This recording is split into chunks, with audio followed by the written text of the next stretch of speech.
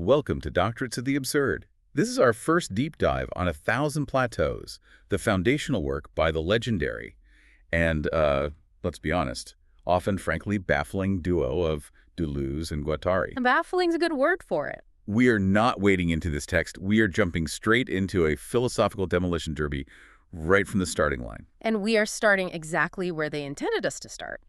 The opening pages of the introduction, which are, famously titled, "We're Tired of Trees." Right. And if you, the listener, want a shortcut to understanding one of the most intellectually ambitious texts of the 20th century, well, this deep dive is it. Understanding this introduction, it really teaches you the revolutionary conceptual language you need to navigate the other 600 pages. That's so crucial. Yeah. This isn't just an intro to a book. It's an instruction manual on how to read a text that actively refuses to be read in any traditional way. It's almost an anti-book manifesto. It is. So our mission today is to examine precisely how D&G systematically dismantle the very idea of the book as this fixed, rooted object, like an intellectual oak tree, and fundamentally reconceive it as a decentralized, pulsing, and, deeply bizarre machine of intensities and connections. Yeah, we are going to abandon the comfortable world of hierarchy and unity and fixed identity. We're stepping into a conceptual landscape of pure flow, of function, of multiplicity. I mean, the core of their argument is that if thought and society and nature are all nonlinear, why are we still using these linear, rooted metaphors like the tree to organize all of our knowledge? Exactly. So where do they start this demolition? Before they even get to the book itself, they dismantle the author. They open with this aggressively modest statement. The two of us wrote Anti-Oedipus together. Since each of us was several, there was already quite a crowd. And that one phrase, it just instantly torpedoes centuries of literary tradition. The tradition that depends on the romantic singular genius. It's a solitary subject? The solitary subject, yes, who possesses some unique inner truth and then expresses it. D and G reject this unitary I entirely.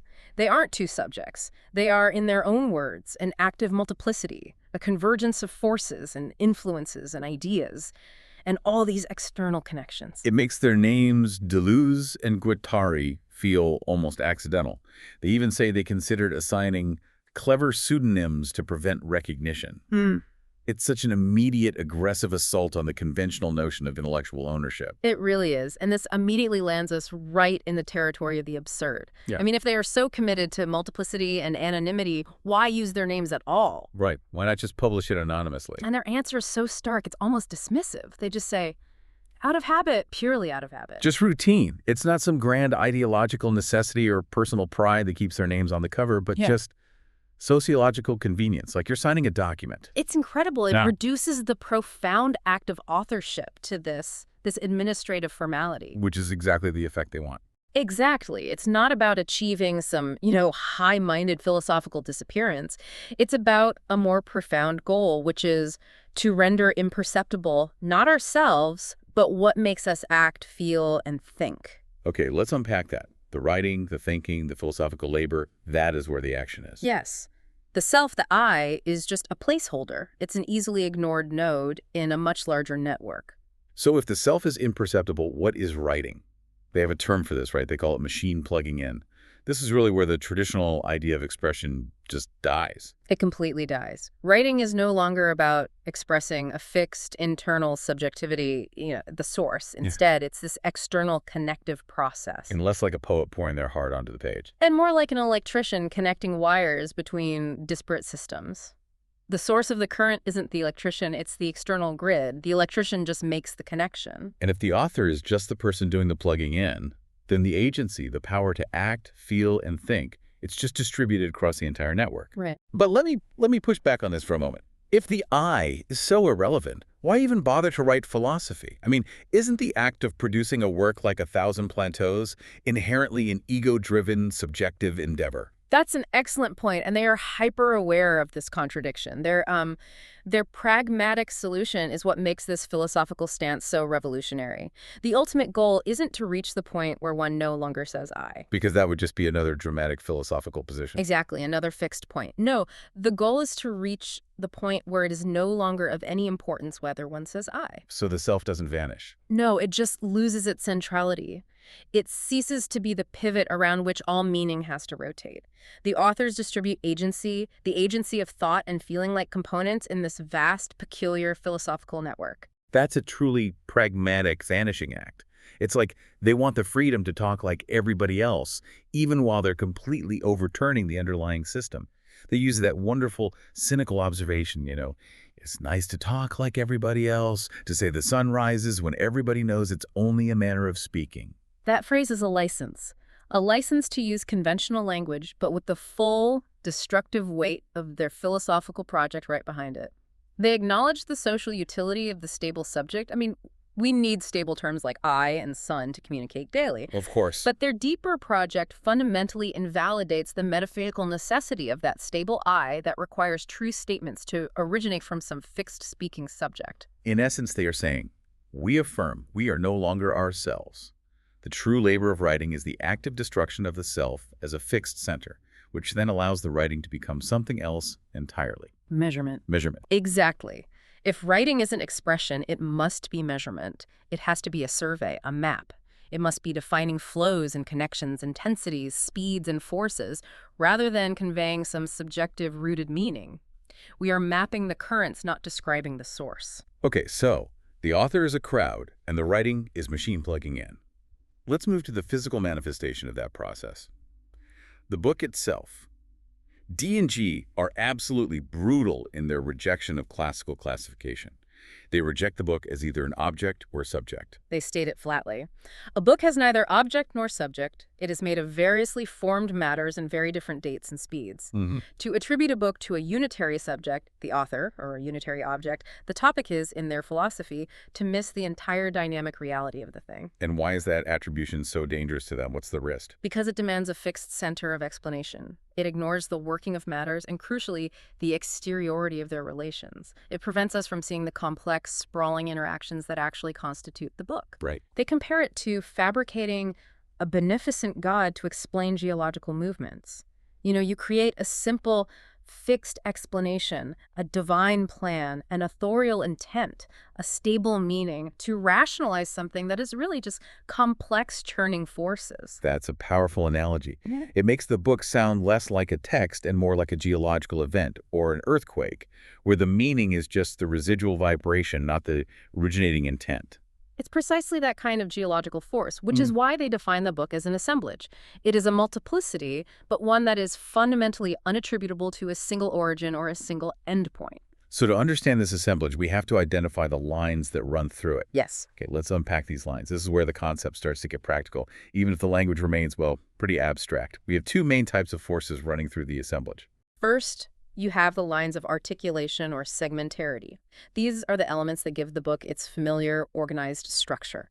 The chapters, the paragraphs, the defined arguments, genre boundaries, the territories. These lines make the book look like a book. They're the strata, the organism, the signifying totality, the fixed parts we can immediately identify. And then, disrupting this fixed organization, you have the lines of flight. Dynamic processes. Exactly. Lines of flight are movements that produce rupture or acceleration or even phenomena of relative slowness and viscosity. They are processes of deterritorialization that actively challenge the fixed organization, the strata that was established by the lines of articulation. The assemblage is the totality of these competing lines and their measurable speeds. Okay, so this structure of competing dynamic forces leads to the book's abstract potential, which they call the body without organs, or BWO. This is an incredibly challenging piece of terminology. How do we, the learner, how do you even ground the BWO of a book? I mean, it's tough.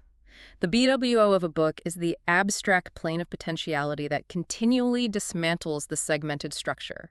It's the invisible force field that resists the book becoming just a mere organism of meaning. And on this BWO, they say a signifying particles or pure intensities circulate. Right. Okay, stop there. A signifying particles and pure intensity. Absolutely. That's a lot of jargon for, I hope, a simple concept. Can you translate that into a more concrete metaphor for us? Okay, let's try. Think of it this way. The segment structure, the articulated lines, that's the actual text, the black ink on the page, the words that signify meaning, The stuff we can read. the stuff we can read. The BWO is the raw, emotional, or intellectual or physical charge that the text generates, independent of what the words mean. So a signifying particle is a unit of raw force, A shift in mood, a sudden feeling of connection, a strange speed that doesn't correspond to a specific word or concept. It's the residual charge. So the BWO is the potential energy that's resisting the organization of the book. And the book's BWO is determined by the grade or density of these flows and how they converge on a plane of consistency. Yes. And this emphasis on density and measure, rather than interpretation, is the core of what you might call the absurdist reader's guide. D&G are very clear. We are abandoning hermeneutics. We will never ask what a book means, as signified or signifier. We will not look for anything to understand in it. That is the ultimate anti-intellectual mandate for an academic text. We're not looking for meaning, we're looking for function. Precisely. We must ask what it functions with in connection with what other things it does or does not transmit intensities. We're investigating where its energies go, with which other multiplicities, social systems, historical forces, psychological drives, is its own machine inserted and metamorphosed. So the book isn't a narrative, it's an active switchboard for connection. And if it's a switchboard, it's a little machine. The key question shifts from what does this book mean to what other machines does this book plug into? A war machine, a love machine. A revolutionary machine, or most abstractly, the overall abstract machine that sweeps them along. To illustrate this, they point to specific literary examples. They mention Kleist and Kafka. If literature is an assemblage, not an ideology, how does Kleist's work function as a mad war machine? And how does Kafka's writing function as an extraordinary bureaucratic machine? Okay, let's take Kleist first. Heinrich von Kleist, writing in the early 19th century, he's known for his highly intense, often fragmented dramas and novella stories, full of sudden reversals, obsessive repetition, characters who undergo these rapid, total transformations, often triggered by insignificant events. So the mad war machine here is not about the content, not about soldiers or battles. No, it's about the style and the rhythm. Kleist's writing creates an intensity that bypasses classical rational causality. The narrative structure itself deterritorializes conventional psychology and fixed identity, mimicking the chaotic, nonlinear logic of a conflict that cannot be contained by political or rational borders. The text is the mad intensity. It's the sheer speed and rupture of the narrative that is the machine. And Kafka. His style is famous for its bureaucratic nightmare quality. How did that become a machine? Well, Kafka's writing, particularly in novels like The Castle or The Trial, it's defined by an implacable, endlessly branching, yet ultimately meaningless legal and administrative structure. Right. The extraordinary bureaucratic machine functions through delay, through infinite segmentation, and through the sheer viscosity of organization. His prose doesn't just describe the bureaucracy. The sentences themselves, with their intricate qualified clauses and their endless pursuit of unattainable documents, they enact the bureaucratic machine. So the writing style, the density, the rhythm, the structure, becomes a functional component connected to the political or social systems they describe. It's not a reflection of that machine. It is that machine. Wow. Literature becomes an assemblage that allows one to become animal or plant, not metaphorically, but functionally, by plugging into the flows of intensity that connect disparate systems. This brings us back to the crucial, so what? If we're measuring function, we need units of measure. And that's why D&G talk about stratometers and deliometers and BWO units of density. This is the definitive assertion. Writing is always the measure of something else. It has nothing to do with symbolizing. It has to do with surveying, mapping, even realms that are yet to come. If you are writing, you are mapping the operational logic of a machine, whether it's social, psychological, or historical, that transcends the conscious intent of the author or the simple meaning of the words. Okay, so the book is a machine. What is the architecture that D&G are so intent on tearing down to make room for this new machine? It's the central metaphor of the tree. The tree, which for them stands for classical, hierarchical Western thought. Yeah, the tree or the root is the image of the world tree. It's the cosmological vision of order. It embodies all the values D&G reject. Noble, signifying, and enforcing a kind of subjective organic interiority. The whole system rests on the idea that the book, or art, has to imitate nature, and nature itself is structured hierarchically. And the fundamental law of this tree book is the law of reflection, which is summarized by that dictum, the one that becomes two.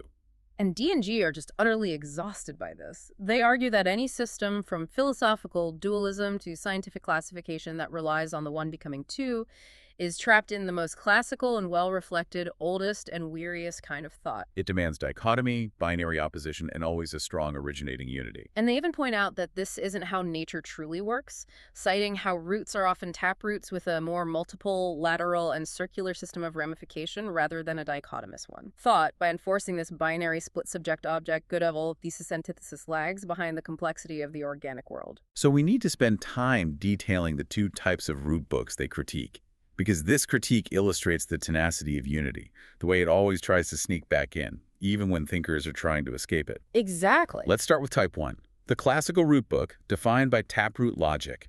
This is the original philosophical fin, so to speak. This system enforces the spiritual reality of the root tree. It is the core binary logic. One becomes two. It requires a singular, strong, originating principle, or S. And their primary illustration here is highly specific and often controversial. Noam Chomsky and his grammatical trees in linguistics. The Chomsky model, generative grammar, begins at point S the sentence and proceeds by a dichotomy and hierarchical branching. Noun phrase, verb phrase, etc. D&G see this as the perfect modern example of taproot logic. And why is that a problem for them? Because by enforcing a strong principal unity, the innate deep structure of language, or S, this approach, they argue, fails to truly account for the actual multiplicity, the fluidity, and all the external factors that shape how we actually use language. It assumes a fixed, powerful cognitive center from which all structure emanates. So the moment you impose the law of S, you are trapped in the tree. And the same structural logic permeates Freudian psychoanalysis, which reduces complex desire to dichotomies like Oedipus, or structuralism, which reduces culture to fixed binary pairs. It's all rooted thought. The taproot simply enforces the unity, whether that unity operates in the object, like in classical science, or in the subject, like in Chomsky's innate grammar. Both models just limit the possibility of understanding true, non-hierarchical multiplicity. Which brings us to the more insidious type, type 2, the radical system, or fascicular root. This is modernity's attempt to reject the taproot, but it's a false escape. This is the figure that proliferates in post-structuralist and fragmented modern thought. The principal root has aborted or been destroyed, resulting in an immediate, indefinite multiplicity of secondary roots. It looks like plurality, it looks like chaos, it looks like freedom. But the twist is that unity doesn't die. It just subsists as a past potential or some hidden reality. Precisely. Reflexive spiritual reality compensates for the visible fragmentation. Because the world is visibly shattered, the subject demands an even more comprehensive secret unity or a more extensive totality to make sense of all the shards. The subject requires the scattered world to still secretly cohere. This is where their literary critique becomes so fascinating. They analyze these textual fragmentation techniques designed to break meaning, but they argue that these methods paradoxically reaffirm totalization. Take William Burroughs' famous cut-up method. He takes texts, cuts them up, recombines them to expose arbitrary connections and break linear narrative. D&G argue that the very act of folding one text onto another, creating those adventitious roots, implies a supplementary dimension, a higher matrix, where the original unity continues its spiritual labor. So if I shatter a mirror, I have fragments, but I know the fragments used to form a singular surface. The fascism of the cut-up is that it implies a greater, more significant wholeness that justifies the cut. Exactly. The most fragmented work often ends up being presented as the total work or the magnum opus. Likewise, James Joyce. His language, with its deliberate puns and multiple roots, shatters the linear unity of standard English only to posit a cyclic unity, the eternal return of the narrative or the knowledge system as a totalizing dimension. It's multiplicity that loops back on itself, Yeah. trapping you in a system that's even more total than the original. And Nietzsche's aphorisms, which shatter the linear unity of knowledge, similarly invoke the cyclic unity of the eternal return. The shattered object demands psychological compensation, so the conclusion is damning. The fascicular system is a strange mystification. It fails to truly break with dualism because it retains the complementarity between the subject and the object. Unity is obstructed in the visible world, the object, but a new spiritual type of unity triumphs in the subject. The world may become a radical chaosmos, but the subject compensates by acceding to a higher, totalizing unity. And the point D&G are making is that if you merely fragment the structure, you haven't solved the problem at all. You've just pushed the pivot point of unity into a secret, invisible dimension. You are still thinking in terms of the tree. Okay, so this exhaustive critique leads to the absolute pivot. It's not enough to be anti-tree. It's not enough to just celebrate chaos or fragmentation. The multiple must be made, actively constructed on entirely new principles. This is the moment they introduce the rhizome. And this requires a radical structural shift away from addition or fragmentation. The multiple must be made by dint of sobriety, using only the number of dimensions one already has available. This provides the radical mathematical definition of the rhizome. The famous formula, always in one. This is the philosophical geometry of the rhizome. The formula is operational. Subtract the unique from the multiplicity to be constituted. This is the only way the one belongs to the multiple. A rhizome is not mere pluralism, just a collection of many things. It is a differential structure that actively excludes the possibility of a centralized point of origin, the unitary pivot. So if taproot logic is 1 becomes 2, and radical logic is multiplicity that secretly needs 1, then rhizome logic is multiplicity that actively subtracts the 1. It's a process of unpivoting.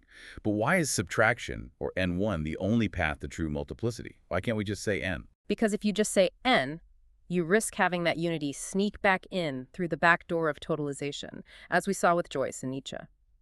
The N1 rule serves as a constant philosophical safeguard against the temptation to unify, to totalize, or to find a secret subject. It forces the system to function without a center, focusing only on the differentials and connections available in the present dimension.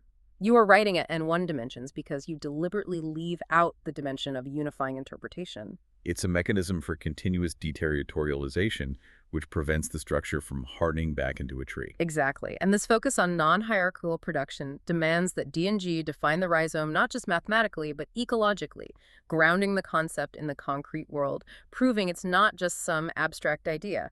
A rhizome is a subterranean stem absolutely different from roots and radicals. And we get those vivid examples. Bulbs and tubers are rhizomes. They extend horizontally, they connect, they lack a centralized main root. And they take it further into the animal kingdom, which reinforces the functional, anarchic, and dynamic quality. They declare, rats are rhizomes, and rat burrows are rhizomes too, in all their functional complexity. They are systems of shelter, of supply, of movement, evasion, and breakout.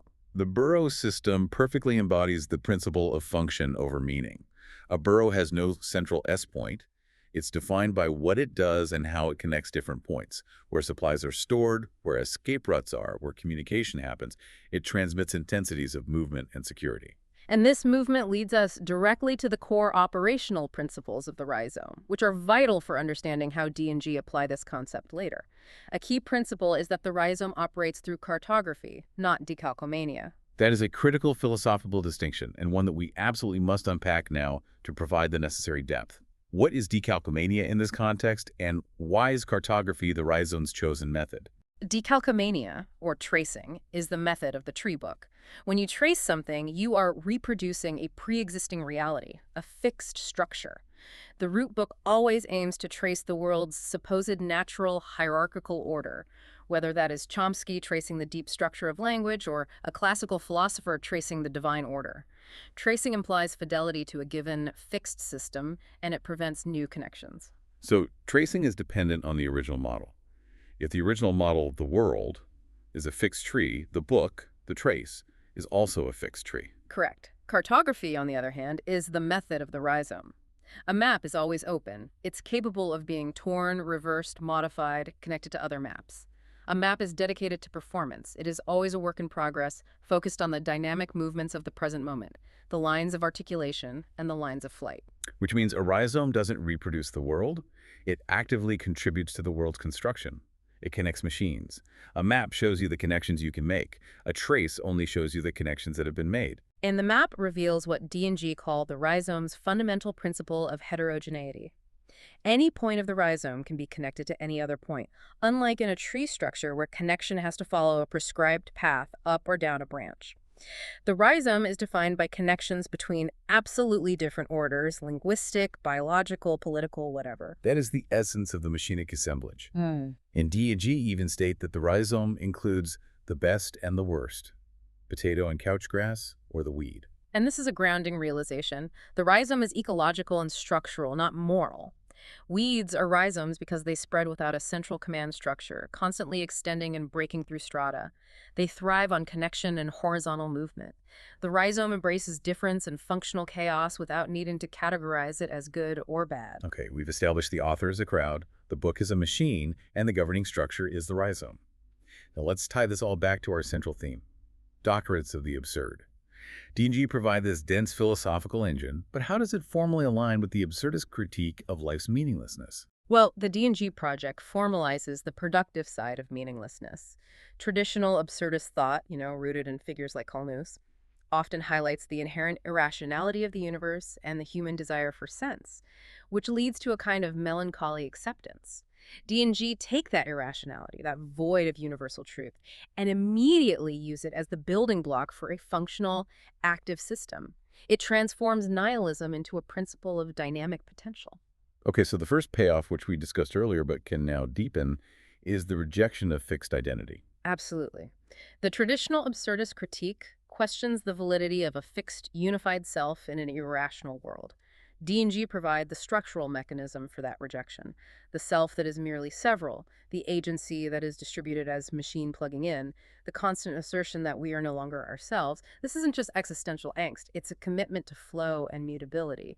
The fixed I isn't a philosophical tragedy, it's just a bad habit. And the deep dive into the root books exposes that the search for unity is essentially a psychological defense mechanism against absurdity. It is. The fascicular root choice, Nietzsche, they tried to shatter the world, but the shattered pieces made the subject demand a higher secret unity. They were afraid to truly let go of the center. The second major payoff is the breakdown of conventional meaning, replaced entirely by function. We stop worrying about what a novel represents. We start asking what kind of revolutionary or sexual or bureaucratic machine it connects to. And that functional orientation is deeply absurdist. By demanding we focus on intensity and connection rather than signification, D&G formalized the process of accepting chaotic connections as foundational. If the world is a non-linear series of events, a chaosmos, then the correct way to approach it is not through interpretation, but through mapping its measurable flows and connections. It's functional chaos, not existential despair. Which leads us to the heart of the matter. The mathematical and structural definition of the rhizome provides multiplicity without unity. And this is the critical refinement. The failure of modernity's fragmentation was the inability to prevent spiritual totalization. The N1 rule is the mechanism that forbids that compensation. The rhizome creates a system where multiplicity stands on its own, without requiring a higher secret meaning, or God, or pivot, or center to justify its existence. So D&G are giving us the tools to build a philosophy where the chaotic and the arbitrary are foundational, but also productive. They don't just state that the world is absurd, they show you how to map the machine of absurdity. And that final absurdist nugget is the focus on quantification and cartography. To measure the writing as the measure of something else to map realms yet to come, this is an active embrace of the chaotic. If the world is structured like a rat burrow full of arbitrary tunnels and escape routes, then let's measure the length and density of those tunnels because that mapping reveals the actual working machine, not the comforting linear narrative we wish we had. Okay, so this deep dive into the opening pages of 1,000 Plateaus has taken us from the identity crisis of the author, through the comprehensive critique of the tired tree logic, both taproot and radical, and into the revolutionary, subtracted structure of the rhizome. And one, we've reconceptualized the book as an active machine, judged by its function, not its meaning. This introductory argument is the necessary groundwork. We have defined the rhizome and its methods of cartography, but we've only begun to explore its operational depth. So for you, the learner, here are 3 thematic crosslinks to show where these initial lines of flight lead in the rest of D&G's work and what we might explore in future deep dives. First, we need to fully explore the remaining operational principles of the rhizome. We introduced connection and heterogeneity today. That's right. The rhizome also operates according to principles we have yet to explore. A signifying rupture, which is the ability to break strata without returning to unity, and the concept of the plateau itself, which is the continuous, nonlinear section of the rhizome. Understanding these characteristics allows us to apply the rhizome not just to books, but to historical events, psychological states, and social revolutions. Second, the critique of Chomsky and the emphasis on the book as a machine point toward a massive overhaul of linguistics. Yes, the rejection of the grammatical tree leads to D&G's extensive analysis of language as a machinic assemblage of action. Language is not merely a representational system, it is a system of power and ordering that acts upon the world, issuing commands and defining what can and cannot be said. They argue that language functions less through structure and more through regimes of signs that enforce social stratification. That is a topic that merits an entire deep dive on its own. And finally, the lines of flight we discussed earlier connect directly to the overarching forces of political and social change D&G analyzed throughout the work. The concept of the line of flight leads directly to deterritorialization, the escape from fixed, organized structures, and the abstract machine. This abstract machine is the non-material force, the pure plane of consistency that ultimately sweeps all other machines, the social, the literary, the political, along with it. Understanding the rhizome is prerequisite to charting these radical, nonlinear forces that cause societies, economies, and fields of knowledge to transform and break apart. So if your thoughts, your ideas, and even your identity are not a rooted tree but a shifting connecting system like a subterranean tuber or a rat burrow, here's our final provocative thought for you to carry forward. What fixed concept, what singular pivot in your life or your field, whether it's a career path, an organizational chart, or a personal narrative, are you ready to actively subtract, to enact the N1 rule, to allow that latent multiplicity and potential to finally grow? Thank you for joining us for this deep dive into the structure of thought itself. Until next time.